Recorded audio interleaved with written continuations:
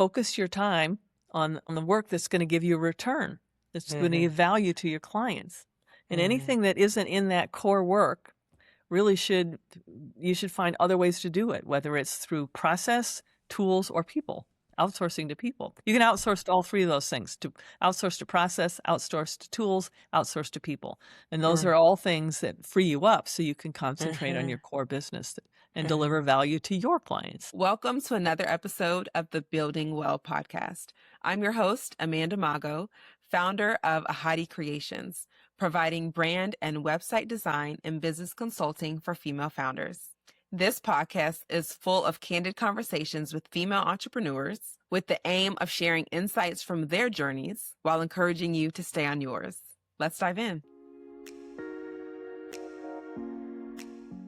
To start the conversation, can you introduce yourself and let us know what you do and who you help? Sure.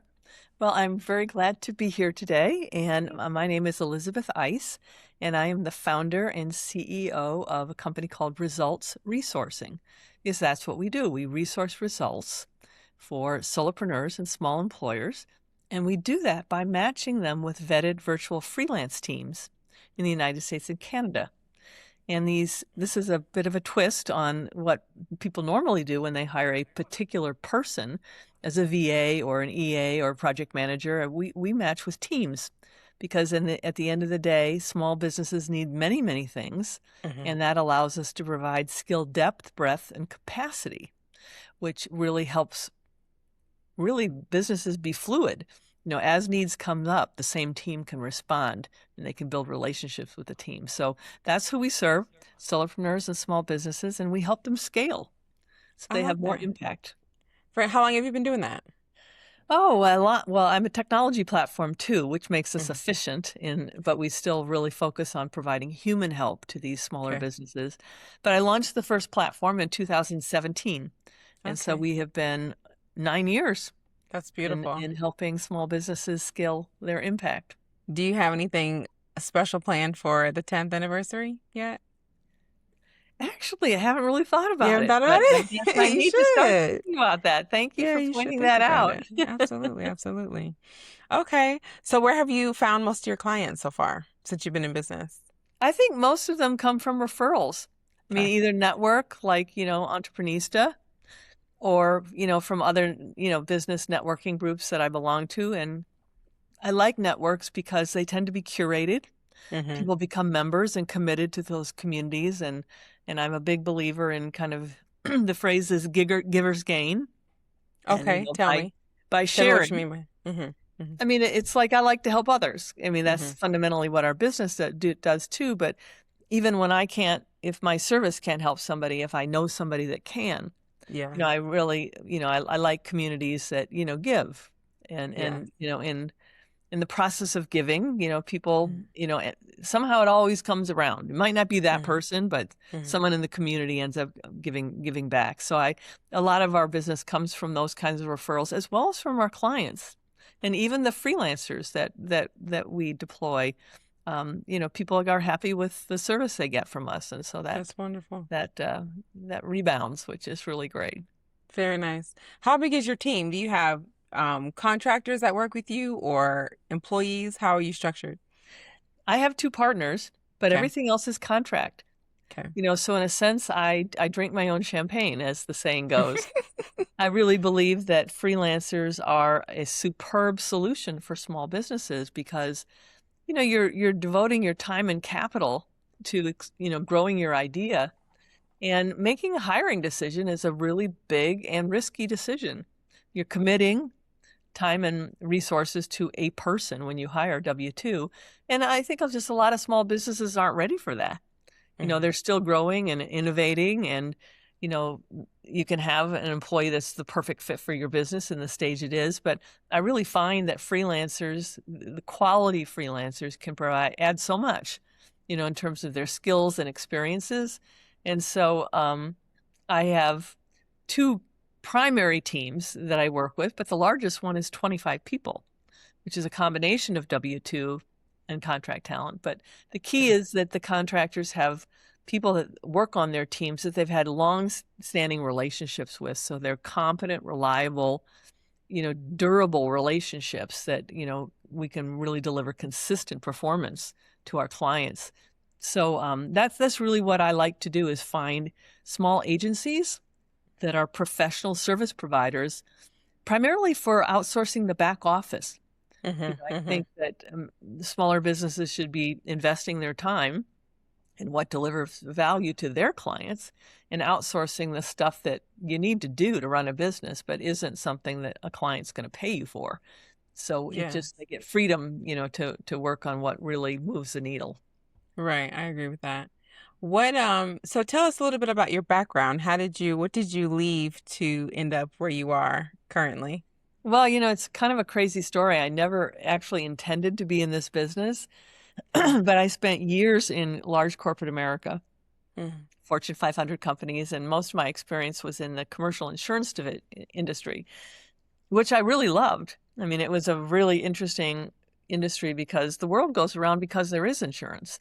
And so, that that those decades were spent with really interesting clients. But I ultimately was a leader in these businesses at a very senior level. And when I left, I was one of the senior leaders of a $3.6 billion commercial division.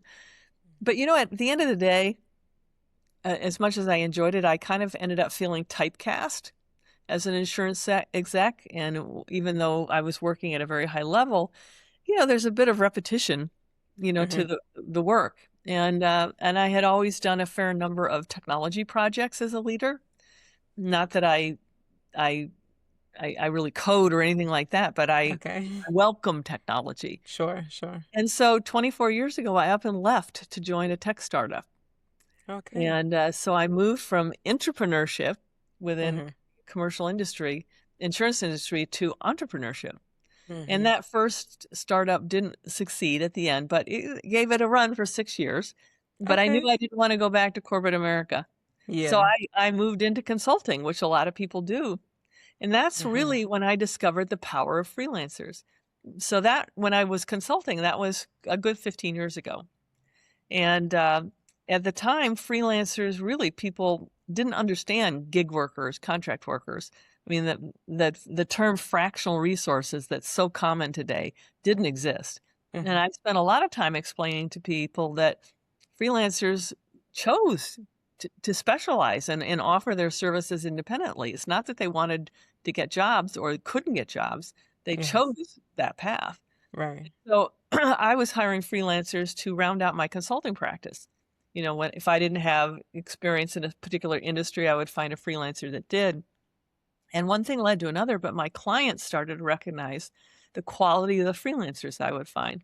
They started to ask me, can you find me and Amanda that could do Hmm. X, Y, or Z? And that's I'm really how here. it started. Exactly. That's exactly how it Mm, started. mm, And one thing led to another, and I looked at the size of the market. I mean, there's mhm, 129 million solopreneurs in the United States. Another 6 million businesses that have less than 10 employees. The mhm. market's huge, and they're Yeah. really left to their own devices. They either Mhm, have somebody that's referred to them in a network, or they mhm, go to an Upwork, mhm, but they're talking to technology. There's no human talking to them mhm, at Upwork. As good as that platform is, and as many great people as there are on that platform, so I decided to build a different kind of business, one that was really a technology platform for efficiency, but mhm, that stressed the human interaction. And so that's what we do today is we actually talk to these small businesses to help them figure out what are the best resources to help them achieve whatever objective it is they have. And then we match them with the resources that we found, vetted, and curated for them. And so it was kind of a roundabout way, but I mhm. found my way into this business because of using freelancers myself. Yes. Okay. And obviously, you've experienced a lot in the time that you've been doing what you're doing. So, in regards to the systems that you use to keep a flow with the many people that are on your team, whether they're whatever they fall in as far as taxes goes, but the people that you work with, what do you do? Like, what's an average week for your team as far as like meetings you might have to stay afloat or whatever keeps you guys going weekly? Can you give us an example of what that looks like? Sure. I mean, basically, I depend on on the technology. I mean, we Okay. have hundreds of jobs, tons of people, so there's a lot of activity going on, and so really we use technology to manage all of that. And so at the end of the day, I really depend on the teams to manage the clients. And so I meet with the team leaders, once a week, and we review every single client to make sure things are on track, or how could we improve something, or there's a new idea, or talk about a new client that might be onboarding with us. And so those are really key meetings that happen every week. But, for the most part, everybody works on what they need to do. The teams work on delivering whatever value it is that the clients have contracted for. And I'm kind of like managing, the overall environment that all this is happening in, as well as, I mean, I'm the chief rainmaker. So I'm the one talking, doing webinars, Oh, doing okay. podcasts. So you I keep mean, your face as a part of the company oh, then. absolutely. I'm Oh, I'm okay. I wasn't I'm sure. highly involved. So Okay. my typical week is Yeah, tell spent us about your on week. podcast, doing, working in business networking groups, Okay. delivering webinars. I'm very active in social media and really Mm. wanting to be a thought leader to help. I mean, I view my purpose as being to empower the purpose of our clients.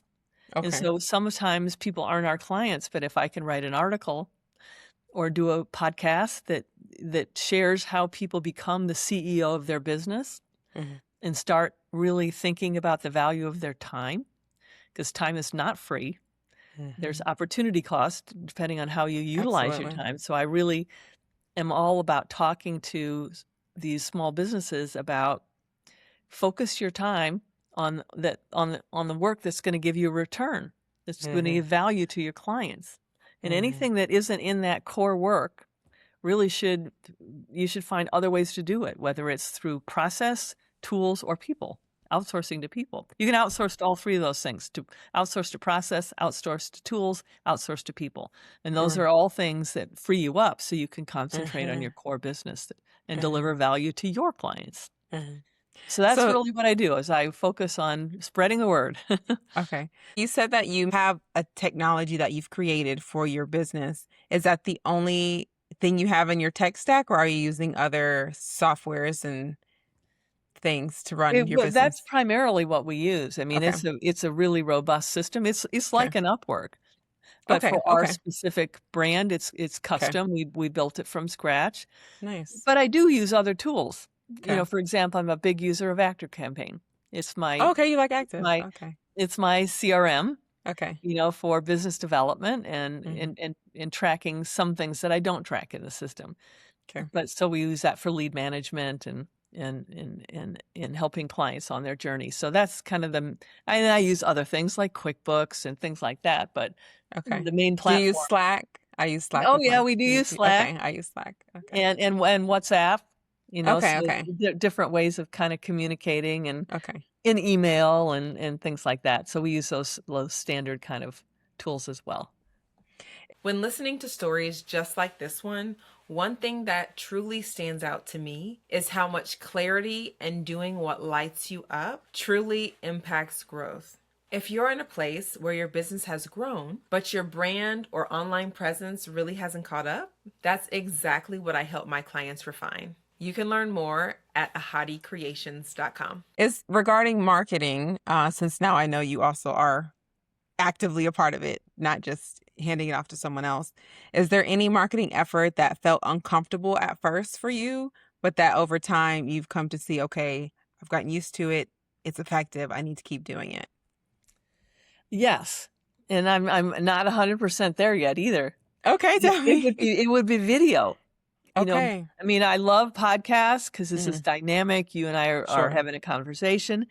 But when my marketing team goes, we need a 2-minute video or a 1-minute video Gotcha. on this. Can you just like record into your phone? I am not comfortable with that.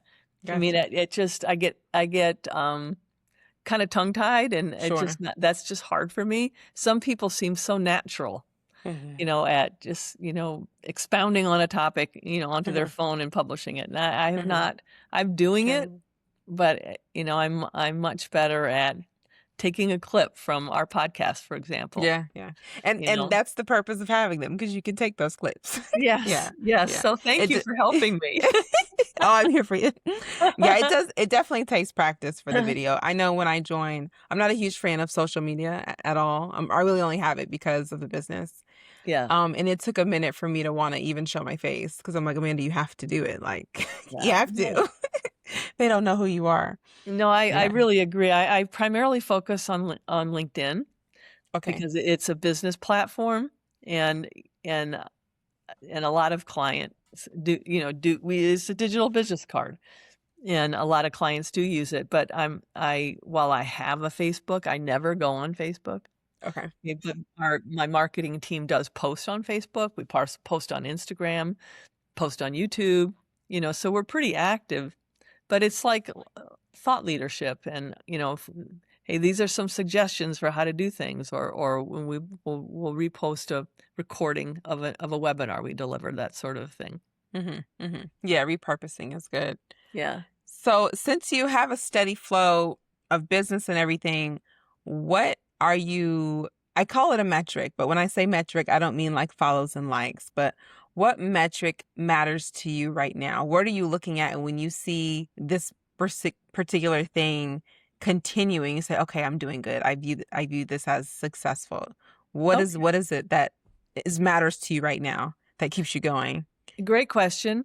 And I would easily say what matters to me most is, are we growing our client engagements? And what I mean by that is, it's not so much that I obviously care about the revenue that the jobs generate by Sure. the fees we charge, for the work that gets done. But if we're not growing a client from $100 a week to $500 a week, for example, that means we're not delivering value. If we're delivering value, the client is going to keep saying, "Well, can you do this for me? Can you do this for Mhm, me?" mhm, And we'll mhm, be growing. So the revenue that we get from the billings is an indication that we're actually doing some good, and that the mhm, client is willing to pay us because we're delivering value to them. We are resourcing their results.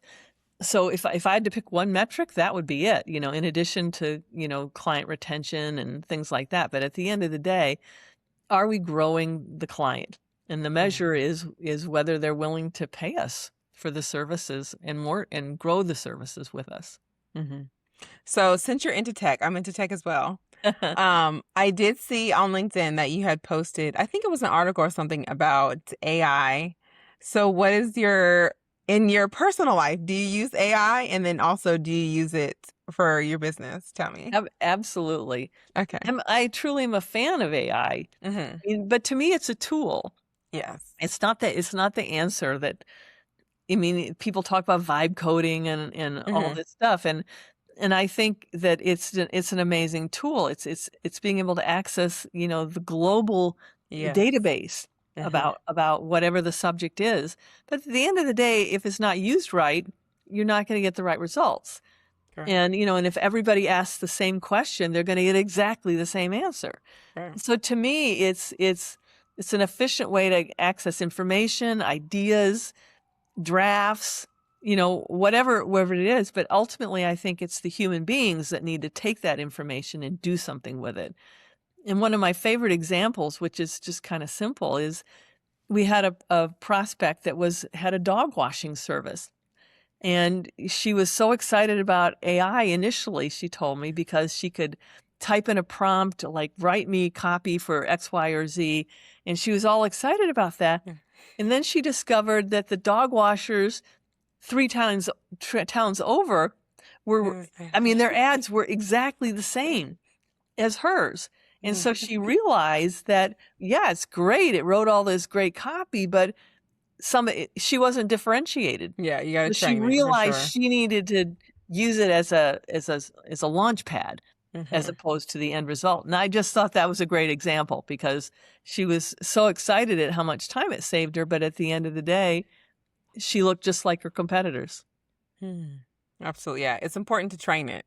Yeah. If you don't train it, like you said, you're gonna get the same thing as somebody else. Absolutely. And some people just don't realize that. There's a Yeah. way to work it for sure. Yeah, and the other thing is that, especially for small businesses, there's so many tools that now embed AI, Right. which is terrific. So you don't have to really know how to use it. You just know that this tool, that the software that I'm using, has that option for me.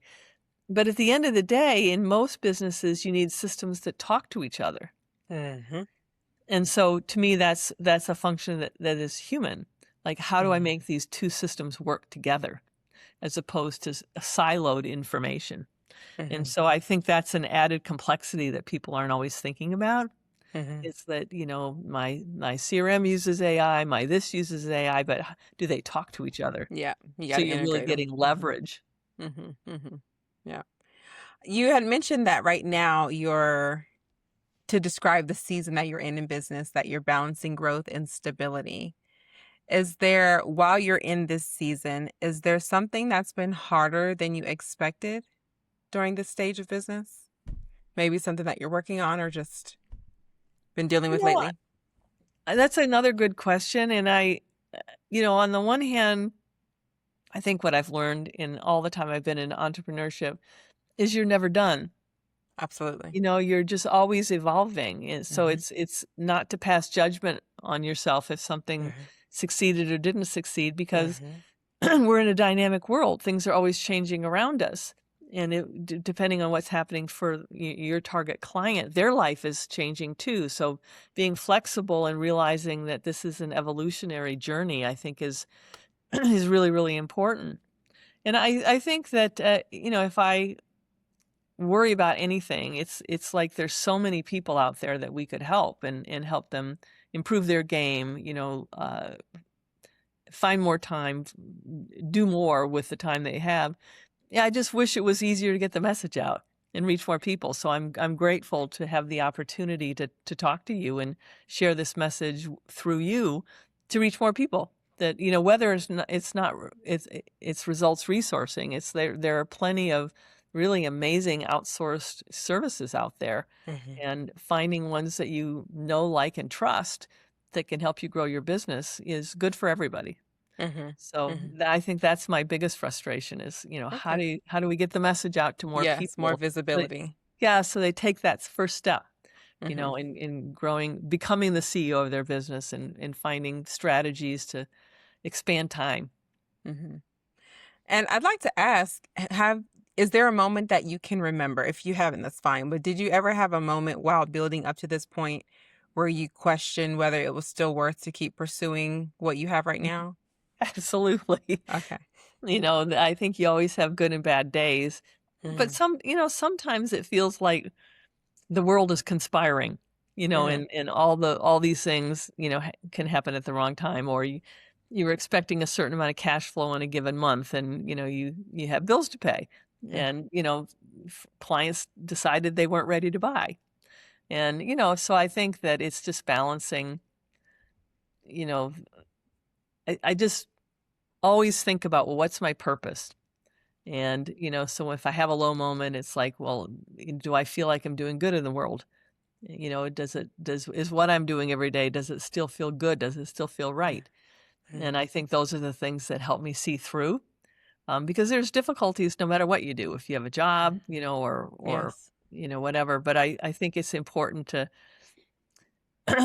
to not just muscle through, but to look at what's happening around you, and what can I learn from it? Is there something that I should be changing in my business that is influencing whatever's happening, in the business. But at the end of the day, I think having purpose, Mm-hmm. and purpose is not just earning money. It's like Absolutely. it's meaning in whatever you're doing that Right. helps you see through the tough times. Right. So what did you have to let go of to keep moving forward? Like an idea, expectation, version of yourself? Is there things that stand out to you that you're like, oh no, I gotta move past this? Yeah. Well, I think some of it is, that the business isn't about me. It's about the client. And so I'm always looking to remember that I need to stand in their shoes, not my shoes. And nothing's personal. They make Mm-hmm. decisions that based on their needs. So Mm-hmm. I think that that's always for sure. But something happened just today that I think is illustrative of of the question you asked. I was on having a conversation with somebody, and there was a sticking point in something I was working on with my my pipeline, and Okay. and I was frustrated by there were some people coming into the pipeline that just really weren't ready, and I was spending time with people that weren't the CEO of their business. They were the chief task doer of the business, and they were looking at what's the cheapest virtual assistant I could get. And I was a bit frustrated with that mentality because I get budget. No one's cash is indefinite, but I was frustrated they weren't seeing the difference between a cheap resource Yeah. that was a VA and a quality resource that was a Right. VA that you would ultimately get more value from working with somebody more expensive. And so I was just frustrated with my inability to kind of convey that message earlier in the pipeline. And through the conversation, I just basically had this kind of aha moment that, okay, maybe I need to be messaging differently earlier in the pipeline. And so right now I have kind of one funnel for when people are coming into our business, but maybe I need more than one Yes. messaging funnel, Mm-hmm. depending on how people identify where they Absolutely. are in the process of thinking about being the CEO of their business or not being the CEO. They're just the chief task doer and helping direct them to the resources that could help them. Mm-hmm. And then the people that are starting to migrate to this CEO mentality, those are really the ones that we can help because Mm-hmm. they're the ones that are looking past cost to look at cost benefit. And Mm-hmm. that it was just something that happened today that Yes. I'd been stuck on this idea, and then I suddenly kind of had a breakthrough like, oh, okay, I Yeah. can deliver different messages for people who are at different points in the pipeline. Yes. And actually, I learned maybe about a year ago that it is beneficial. So even though we may niche down heavily into who exactly we serve, to have different stage levels of that avatar, Yeah. it is definitely more effective. So yeah, it's good you found that. Yeah, yeah. So I hadn't really gotten to that definition, but the avatar stage is really Mm-hmm. recognizing that and having messaging that you know is positive, that helps people, but Mm-hmm. still steers the ones that we Where can they need really to go. help into our pipeline. Yeah, yeah. Okay, this is for you. This is for you. Yeah, Yeah, yeah, yeah. exactly. Absolutely, absolutely. Yeah. Okay, I'd like to ask you, there are people who thrive on morning routines. Do you have a morning routine that keeps you going every day? Yes. You do? Can you tell us about Although it? I'm not perfectly Sure. dedicated to it. That's okay. But Inspire me with yours. I do tend to be a morning person as Okay. although on any given day I, can work crazy hours. Okay. But ideally I like to get up in the morning. I have two senior cats, and so they insist on attention first thing in the morning, which Hmm. includes food. So Absolutely. that's the first step in the day. And then Hmm. I really try to work out. Okay. I like to work out at home. I don't like to put on sneakers and go somewhere. It's a lot of time. And so I discovered this great little app called FitOn, FITON. Not that I'm doing an advertisement for them, but they've just got a lot of different cool workouts that I can access on my phone if I want to do some weights or do some cardio or whatever. I tend to do short stuff. You're not going to find me working out for an hour, Sure. but It's actually 20 more minutes. effective to do shorter, though. Yeah, I mean, I'm more apt to do it if I do a shorter workout, and I do stretching and stuff like that. And then as a hobby, I'm also learning French. Oui? And we I have some good friends in France, which kind of were the spark for this. But Ah, I try to study some French, that's every wonderful. morning, and I find if I do my workout, my French, have some breakfast, that is a nice segment to the day. And then I get on the computer and do my work, and I feel like I've already accomplished something. I've Mm-hmm. been something good for me, Mm-hmm. as well as really, fed my other instincts, as Yes. opposed to just the business. So Yeah. that's what I do almost every day. I think that's wonderful. You do your body workout and your mind workout. That's Yes. wonderful. That's wonderful. Exactly. I Yeah. do I do have it my goal to learn French. I know a little bit. But I do have a goal. My husband speaks it. Oh, And he speaks wow. other Lucky things too, you. but but yeah, I want my kids to learn it too. So yeah, I do like that's on my list to learn Oh, that's French. so good. Well, I've told people that if I could change one thing in my life, Mm, it would have been to be born in a multilingual family. Because yes, when you're a little kid, if your parents talk to you in the other language, you just pick up both. I mean, absolutely. my technology developer lives in Italy, and his kids, they speak 4 languages. It's beautiful. One's 7 and one's 9. They speak 4 languages fluently. And it's Absolutely. just because they grew up listening to them. Yeah. Eh, My kids lucky speak two them. so far. Yeah. They Yeah, speak two so far, so we'll get to four. that's awesome. Well, good for you. Yeah, that's good. That's really cool. Yeah, I that's love that really you're cool. doing that. It's really It's good. I mean, it's such it's a free skill. When by the Absolutely. time they're adults, I mean, I'm getting a lot of requests right now for bilingual French English virtual assistants. And I'm Mm-hmm. struggling to find them. So, Okay. there's a lot of people that want to do business in the United States from other countries. Yes, And, absolutely. Spanish English is easier, Yeah. but, it's like that's like a free skill, Hmm. you know? Do you listen to podcasts as well? Or is there anything you're developing as far as personal development currently that you're I strengthening? do listen to podcasts. Mm. I would say they tend to be more about what I do Okay. as opposed to personal development. I do like to read, Okay. Okay. but, I don't really listen to podcasts for personal development. Sure. Okay. Okay. No problem. Okay. Very nice. Well, thank you so much for everything that you have shared with us, your insights. If there are people that want to connect with you, follow your journey, and maybe get assistance from you, how can they stay connected? Well, we would love to chat with them. We do a no obligation, what we call jumpstart call. So if people just kind of want to, kick the tires and figure out how outsourcing could help them, I love doing that. And they can reach me through our website, which is results resourcing. And the easy way to think about it is we resource results. So that's why we named the company the way we did. And then I'm also on LinkedIn, Elizabeth Eiss, EISS, and happy to have people connect with me. All right. Thank you so much for your time today. Thank you so much for tuning in to today's episode. The links to connect with today's guest can be found in the show notes, as well as all the links that were mentioned and any resources that would benefit you from today's episode. Check out the show notes that you'll find linked below this episode. You can also visit ahadicreations.com, AHADI creations.com/podcast for the show notes as well. If anything resonated with you today, leave a review. Let us know what your takeaways were. What are you going to implement?